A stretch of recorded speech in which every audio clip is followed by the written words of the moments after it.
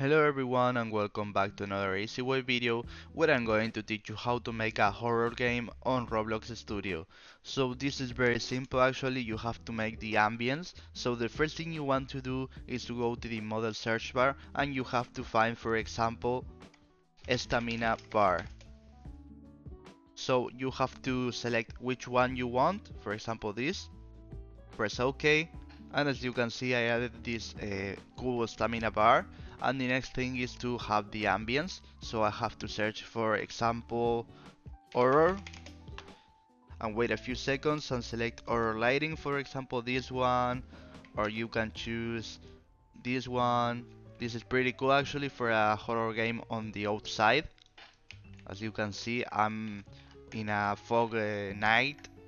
So actually this is pretty cool. So if this video was useful for you, please comment, share, like, subscribe, and press the bell in the subscription button. Goodbye and easy way.